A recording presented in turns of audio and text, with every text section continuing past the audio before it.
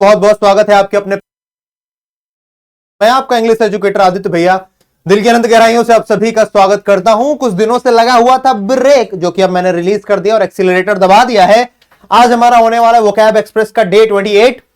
इसके पिछले दो sessions vocab express 26, vocab express 27, ये एक ही पेपर 2025 में जो हुआ उसी के सारे क्वेश्चंस थे और आज का भी 2025 का ही रहने वाला है। इसके बाद फिर नया फ्रेश या तो पेपर स्टार्ट करेंगे या तो फ्रेश वोकैब स्टार्ट करने वाले हैं। पहला क्वेश्चन आपकी स्क्रीन पर आ गया है, किस बात की देर करनी है। Identify the word that is closest to the word prowess. Prowess का मतलब क्या है, क्लोजेस्ट बताना है ना। यहां पर लिखा है इनएप्टीट्यूड, ड्यूअलिटी, वीकनेस, स्किल। तो प्रोवेस का मतलब होता है कुशलता। प्रोवेस का मतलब क्या है दोस्तों? प्रोवेस का मतलब है कुशलता, है ना।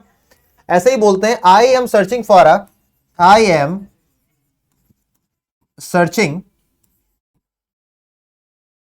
अ या फिर फॉर एन एडेप्ट टीचर, कि मैं भैया ढूंढ रहा हूं एक एडेप्ट टीचर को। एडेप्ट का मतलब क्या है? एडेप्ट का मतलब भी होता है कुशल या फिर योग्य। योग्य बोल लीजिए या फिर कुशल बोल लीजिए। इसको इंग्लिश में क्या क्या बोल सकते हैं? इसको इंग्लिश में बोल सकते हैं प्रोवेस। क्या बोल सकते हैं? प्रोवेस। इसी को बोल सकते हैं स्किलफुल, है ना, स्किलफुल। तो हमारा फिलहाल प्रोवेस का मतलब क्या है भैया? कुशलता है। तो आपका आंसर नंबर 1 सही हो जाएगा। दूसरा क्या है? वीकनेस, कमजोरी, हम सभी जानते हैं। इनएप्टीट्यूड, एप्टीट्यूड का मतलब होता है you are aligned to do something in a better way. ये आप किसी काम को बेहतर तरीके से कर सकते हैं, यानी कि you have got that aptitude. लेकिन इनएप्टीट्यूड, किसी काम को करने के लिए आप कुशल नहीं है, अकुशल है। तो ये यहां पर आप बोल सकते हैं जो क्वेश्चन पूछा गया उसका एंटोनिम है। क्या है उसका एंटोनिम? डुअलिटी का मतलब क्या है? दोहरापन। ये तो बहुत कठिन है ही नहीं। आगे आते हैं। यहां तक क्लियर है भाई? चलो अगला सवाल है बॉल्स्टर। बॉल्स्टर का क्या मतलब है? बॉल्स्टर का मतलब है to make something strong. Bolster का तात्पर्य क्या? अच्छा शब्द है ये bolster, to make something strong, that is bolster. किसी चीज को स्ट्रॉन्ग बनाना, किसी चीज को ताकतवर बनाना, उसे ही हम बॉल्स्टर बोलते हैं। ठीक है। अब जब आपको मीनिंग पता चल गई बॉल्स्टर की, तो आप बता पाएंगे क्या क्या इसका सिनोनिम होगा। और भी बॉल्स्टर को बोलते हैं, है ना, to make something stronger, to support और इनकरेज समथिंग, ये भी बोल सकते हैं। टू सपोर्ट और इनकरेज समथिंग, टू सपोर्ट और इनकरेज समथिंग और समबडी, समथिंग और समबडी। ठीक है। टू सपोर्ट और इनकरेज समथिंग और समबडी बॉल्स्टर कहलाता है। जैसे मैं बोल सकता हूं that every teacher tries to bolster his students. यहां पर सेंटेंस भी लिखूंगा मैं ताकि आपको और बेहतर समझ में आए। थोड़ा वोकैब को समय देना चाहिए। समय देंगे तो दिमाग में जाएगा, है ना, पकेगा, दिमाग में रुकेगा। एवरी टीचर बॉल्स्टर्स,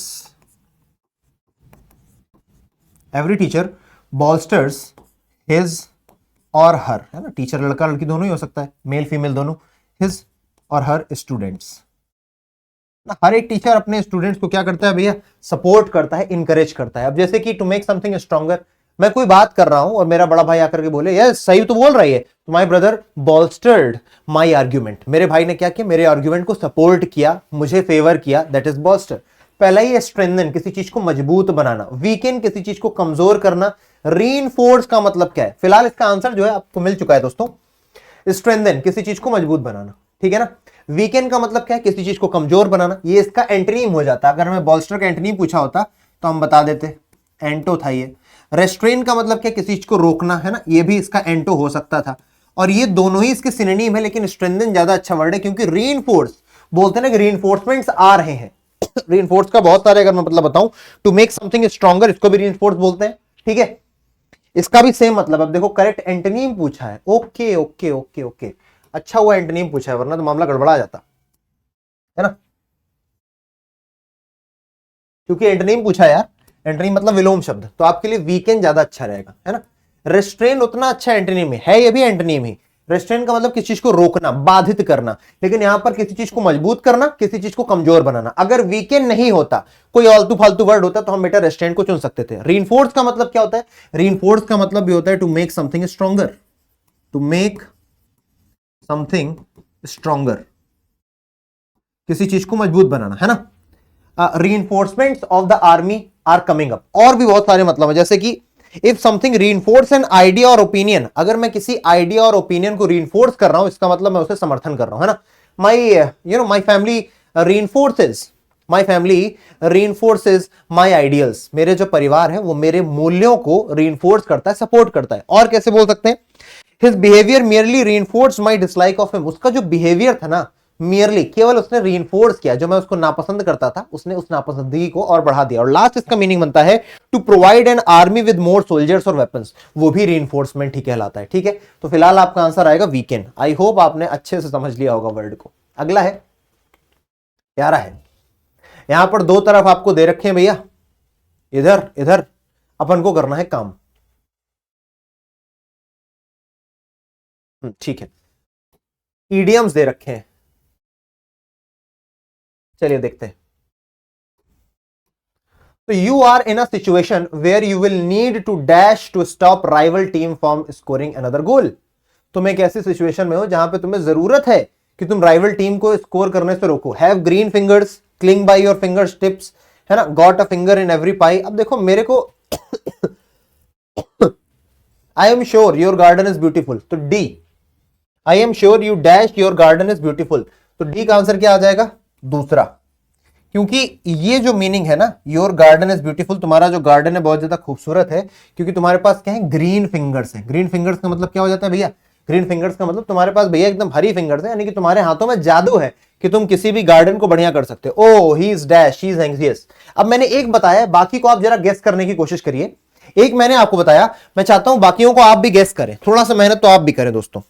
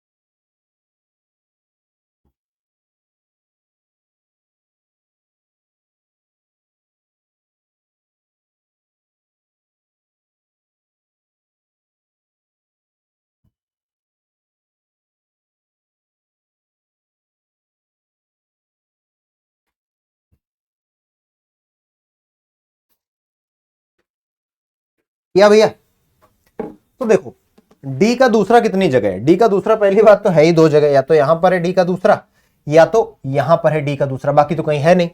चलो और देख लेते हैं। Oh he is dash, he is anxious for all three schemes to do well, वो क्या है भैया, cling by your finger tips, work your fingers bone, got a finger in every pie. अगर आप हर चीज में भैया अपना हाथ दिए बैठे तो उसका मतलब होता है got a finger in every pie, कि हर एक मिठाई में आपका हाथ है, हर एक मिठाई में आपकी उंगलियां पड़ी हुई हैं। ठीक है, तो you need to got a finger, नहीं यहां पर नहीं है, करेक्ट द कंप्लीट, ये गलत हो गया, इसका तो नहीं था ये था ओ ही इज एंग्जियस है कि भैया उसकी तीनों स्कीम सही हो जाए। कितनी, तीनों, इसका मतलब उसने तीन तीन स्कीम में हाथ दे रखा है, तो got a finger in every, तो भैया सी का चौथा, सी का चौथा किधर, इधर नहीं है, इधर वाले में, तो तीसरा सही हो जाएगा। ए का तीसरा, cling by your finger tips, cling by your finger tips का मतलब क्या भैया, to be in very difficult और precarious situation, in a difficult situation, तो इसको बोलते हैं be in a difficult situation, difficult situation उसे हम बोलते हैं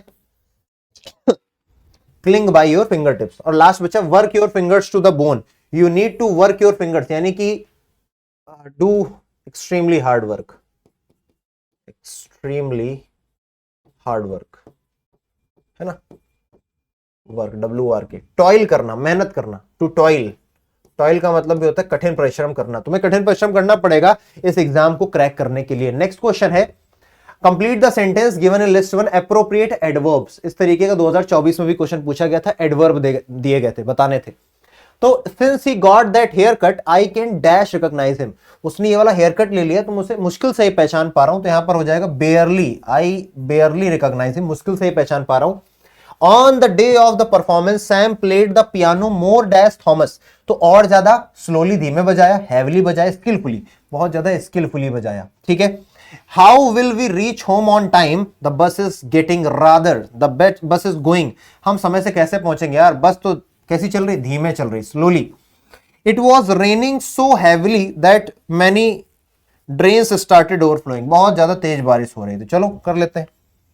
एक दो लास्ट में किधर है, एक दो लास्ट में नहीं, एक दो नहीं, एक दो नहीं, यहां पर एक और दो लास्ट में, तो ऑप्शन नंबर डी आपका सही हो जाएगा। Good one. चलिए आगे चलते हैं दोस्तों।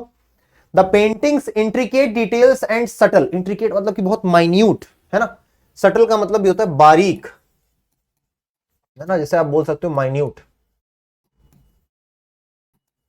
हाँ, बहुत छोटी छोटी चीजें। Use of colours were dash by the dim lighting of the gallery, gallery की लाइटिंग कैसी थी, डिम थी, तो उससे इनहैंस, इनैनीड, ये तो वर्ड ही खराब है। ऑब्सक्योर्ड, एम्पलीफाइड, एम्पलीफाइड का मतलब किसी चीज का और बेहतर हो जाना, है ना, गाना सुना ना, मैं तेरा एम्पलीफाया ऐसे करके। हाईलाइट का मतलब वो हाईलाइटेड दिख रही है। ऑब्सक्योर का क्या मतलब है, ऑब्सक्योर, ऑब्सक्योर के कई मतलब होते हैं, है ना, to make something hard to understand और सी, ऑब्सक्योर का मतलब क्या होता है, ऑब्सक्योर का मतलब ऐसे बहुत डिलेट में लिखा है ना, not well known, to make something difficult to see और अंडरस्टैंड, वही वाला यहां पर यूज हो रहा है वर्ब के तौर पर, to make something hard to understand और सी, किसी चीज को देखने के लिए या तो अंडरस्टैंड करने के लिए बहुत ज्यादा कठिन बना देना, है ना।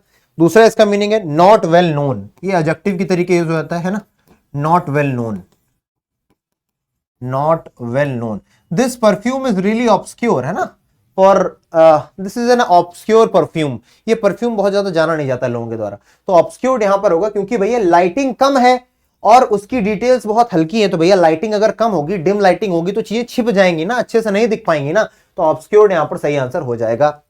आगे आते हैं। Everyone dash when I was in dire need of help and support, अरे वाह। Everybody rallied around, ragged up, railed against, against मतलब भैया कुछ ना कुछ खिलाफ हो रहा है काम, जहां पर भी अगेंस्ट लगे कोई ना कोई निगेटिव काम हो रहा होगा, इतना आइडिया लगा लेना, है ना, निगेटिव। आगे निगेटिव देखो, ही dash the doctors for not giving the correct diagnosis, उसने डॉक्टर्स के खिलाफ क्या किया, रेल्ड अगेंस्ट, है ना, उनके खिलाफ उसने भैया कार्यवाही करी, रेल्ड अगेंस्ट के लिए क्या बोला जाएगा, कार्यवाही करी, या फिर भैया उसने किसी तरीके से रेल्ड अगेंस्ट को बोला, टू प्रोटेस्ट स्ट्रांगली, प्रोटेस्ट किया, ठीक है। तो मेरे को तो इसी समझ में आ रहा है, सी का दूसरा होना चाहिए, सी का दूसरा कहां है, सिर्फ और सिर्फ एक ही ऑप्शन में है, तो अपना ये बच गया, दो का तीसरा। और ये बहुत सिंपल तरीका था, हो सकता है बेटा रैग्ड अप का मतलब ना पता हो, रैलीड अराउंड का मतलब ना पता हो, पर अगेंस्ट का मतलब ही होता है विरुद्ध, और अगर विरुद्ध में है तो कुछ ना कुछ निगेटिव बात चल रही होगी, तो ही रेल्ड अगेंस्ट द डॉक्टर्स, उसने डॉक्टर्स के खिलाफ क्या किया भैया, प्रोटेस्ट किया। आगे देखते हैं।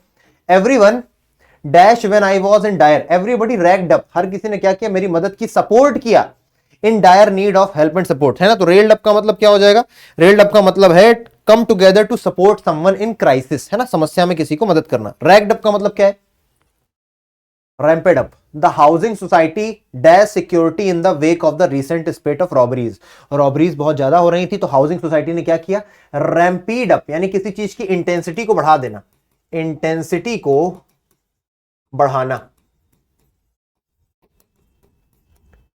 ना, इंटेंसिटी क्या करना, बढ़ा देना। आगे आते हैं। It was really irritating when she dash the unpleasant incident, किसी चीज को बार बार लेकर के आना, ठीक है, पुरानी चीजें लेकर के आना, तो उसको बोलते हैं रेक्ड अप, उसको क्या बोलते हैं भैया, रेक्ड अप, पुराने मुद्दे उछाड़ना, है ना, गड़े मुद्दे उखाड़ना, गड़े मुद्दे उखाड़ना, मुद्दे नहीं बोल रहा हूं, गड़े मुद्दे उठाना या फिर उखाड़ना, ठीक है ना, जो मुद्दे दब चुके हैं, इरिटेटिंग लगा जब उसने गड़े मुद्दे उठाए, है ना, raked up the unpleasant incident that happened so many years ago, जो बहुत साल पहले हो गए थे ना, मम्मी लोग कभी करती हैं वो, ऐसा किया था, लड़कियां अक्सर करती हैं ये वाला काम, ठीक है, पुराने मुद्दे उनके दिमाग से जाते ही नहीं है यार, बड़ा दर्द है। कॉर्पुलेंट का क्या मतलब है, एप्रोप्रिएट एंटोनिम बताना है कॉर्पुलेंट का, बताइए कॉर्पुलेंट का मीनिंग क्या है, पोर्टली, स्वीट, रेप्लीट, एम्पल, बेटा कॉर्पुलेंट का मतलब होता है फैट या फिर ओबीज, ठीक है, या फिर पॉन्ची, PAUNCHY, ठीक है, पॉन्ची हो जाएगा, तो उसी का जस्ट उल्टा हो जाएगा स्वेल्ट। SVELTE का मतलब होता है एक छरहरी लड़की, छरहरी लड़की, लड़की जो कि पतली है। इसको इंग्लिश में अगर बोलूं, अट्रैक्टिव, अट्रैक्टिव थिन गर्ल या फिर लेडी, एक ऐसी महिला या फिर लड़की जो अट्रैक्टिव है और क्या है, पतली है। तो यहां पर सेंस यही था, स्वेल्ट अपने आप में पतला है, ठीक है। पोर्टली का मतलब भी क्या है भैया, मोटा होना होता है। रेप्लीट, एम्पल का मतलब होता है अधिकता, है ना, किसी चीज का मोर देन सफिशिएंट होना, मोर देन सफिशिएंट होना, किसी चीज का मोर देन सफिशिएंट होना क्या कहलाता है, एम्पल कहलाता है, ठीक है। पोर्टली का मतलब क्या, इसके बहुत सारे एग्जांपल है यार। रोटंड हो जाएगा, प्लम्प हो जाएगा, क्या हो जाएगा, रोटंड, प्लम्प, PLUMP, प्लम्प फेस, किसी का बहुत गोल गोल चेहरा उसको बोलते हैं प्लम्प फेस, ठीक है। और क्या अपना पॉन्ची हो सकता है, hefty, stout, chubby, Chunky, chubby, Chunky, ठीक है, सब मोटे बोले जाते हैं ना। रिप्लीट का मतलब क्या है, भरा हुआ या फिर बहुत अघाया हुआ, फिल्ड विद समथिंग, फुल, है ना। रिप्लीट का मतलब क्या है, filled with something, filled with something, जिसको हम बोलते हैं भरा हुआ या फिर अघाया हुआ। एग्जाम्पल के तौर पर बोले, the recent order of supreme court was repleted with words, वो शब्दों से भरा पड़ा था, है ना। कोई बहुत ज्यादा बोलता है उसे भी यही बोलते हैं। लास्ट है आज का, the Dracula films are full of dash sequences, Dracula की जो मूवीज होती हैं वो बहुत ज्यादा ऐसे सीक्वेंसेस से भरी होती हैं, scenes which find resonance, resonance यानी कि समानता पाते हैं with audience who are fond of blood chilling. तो रेस्प्लेंडेंट, ऑस्टेंटेशियस, मैकाब्रे या फिर अट्रैक्टिव। तो इसका सही आंसर आएगा मैकाब्रे। मैकाब्रे का मतलब होता है खतरनाक, डेंजरस, ठीक है ना। मैकाब्रे के लिए सही वर्ड क्या यूज किया गया है, मैकाब्रे, हाँ, unpleasant, frightening because it is connected with death, है ना, अनप्लेजेंट एंड फ्राइटनिंग, पता है, जिसके लिए आए हो पता है, ठीक है। Unpleasant and frightening, unpleasant and frightening because it is related with death, क्योंकि मृत्यु से रिलेटेड है ना। समझ में आया। ऑस्टेंटेशियस का मतलब तो दिखावा करना, किसी के पास बहुत पैसा है, पैसा ही पैसा दिखावा करना। अट्रैक्टिव, बहुत ज्यादा जिसे पसंद किया सके, अट्रैक्टिव। रिप्लेसेंट क्या है भैया, रेस्प्लेंडेंट, रेस्प्लेंडेंट भी अपने आप में अच्छा वर्ड है, जिसको हम बोलते हैं ग्लोरियस, स्प्लेंडेड, है ना।